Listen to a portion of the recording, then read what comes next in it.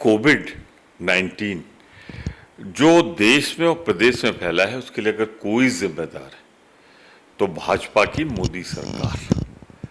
विस्तार से शुरुआत, इंटरनेशनल फ्लाइट्स नहीं रोकते आप, अपनी ऑक्सीजन आप 9,000 मैट्रिक टन से ज़्यादा बाहर दे देते हैं, अपनी कोविशील्ड, अपनी वैक्सीन आप 72 देशों को भेज देते हैं, दवाएं भेज देते हैं।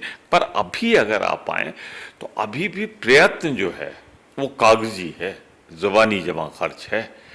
आप देखें जो एक आंकड़ा है, 33% के आसपास है नेशनल एवरेज वैक्सीनेशन, पॉपुलेशन से देखें तो, और उत्तर प्रदेश में 19% के आसपास, यानी आधे से थोड़ा सा। इधर लगभग 7 से 8% नेशनल एवरेज और आपका 4% के आसपास। तो जब वैक्सीनेशन जो सबसे इफेक्टिव है, जो सबसे ज़्यादा ज़रूरी है रोकने के लिए कोरोना को, आप उसी में फेल हो, और डबल इंजन की सरकार हो, केंद्र में आपकी सरकार, प्रदेश में आपकी सरकार, और केंद्र सरकार की स्वास्थ्य मंत्रालय आपसे कह रहा है कि आप इस मामले में बहुत पीछे हो, और वो आंकड़े जारी कर रहा है।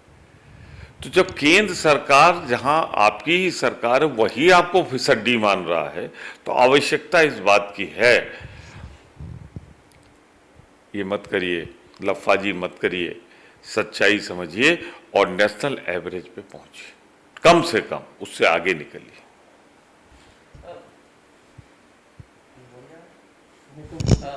ये ग्रामीण क्षेत्रों में जो स्वास्थ्य सेवाएं हैं, हम लोग लगातार इस चीज़ को दिखा रहे हैं कि वहाँ पे ना टेस्टिंग हो पा रही है, ना ट्रेसिंग हो पा रही है, ना ज़रूरी सेवाएं मिल पा रही हैं। सीएससी पीएससी बुनियादी स्तर पे कमज़ोर हो चुकी हैं, और ग्रामीण जो है नदियों के किनारे अंतिम संस्कार करने पर मजबूर है। और सर एक ही इसमें जोड़ेंगे, सरकार तो अपनी पीठ थाप पा रही है कि यूपी में कोरोना कंट्रोल हो गया, 3,000 मामले आ रहे हैं बस। देखिए, दुनिया में हर जगह पीक पे जाता है और पीक के बाद नीचे आता है।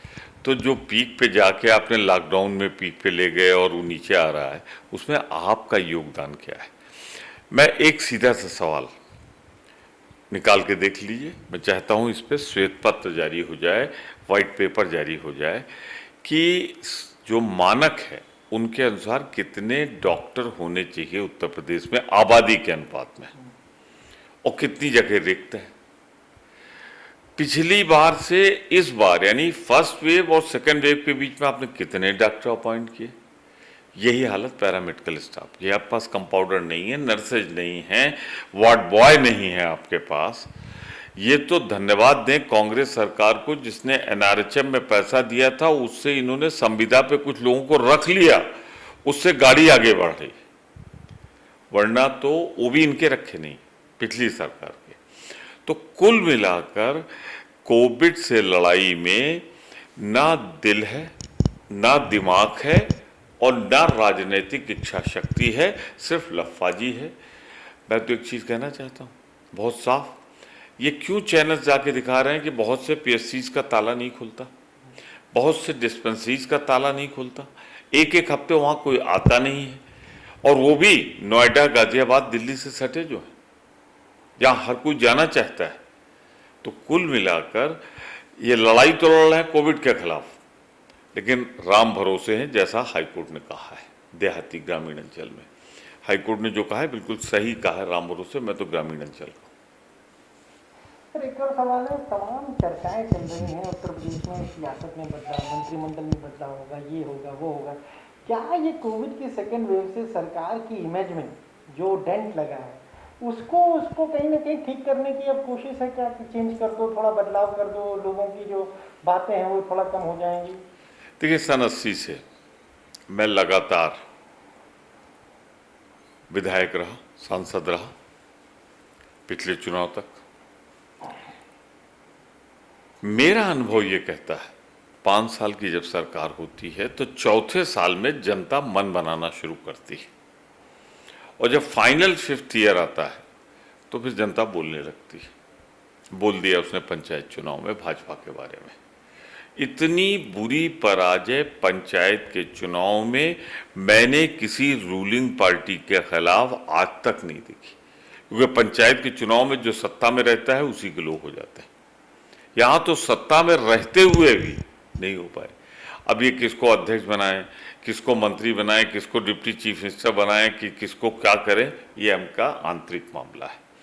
पर जनता ने मन बना लिया है, उसे चुनाव की तारीख का इंतजार है। जिस दिन चुनाव घोषित होगा और चुनाव होगा, भारतीय जनता पार्टी निश्चित रूप से सैकड़े का अंक नहीं छू पाएगी, दहाई में रह जाएगी। सर, और शायद यही वजह कि 4.25 साल बाद इनको याद आ रहा है कि आयोग में पद खाली है, अध्यक्ष के, उपाध्यक्ष के, सदस्यों के, अब भरने की कवायद अब शुरू कर रहे हैं। ये और उल्टा पड़ेगा। अब लोगों को मालूम है कि जा रहे हैं, और आप कुछ को बनाओगे, कुछ को नहीं बनाओगे, वो और असंतोष बढ़ेगा।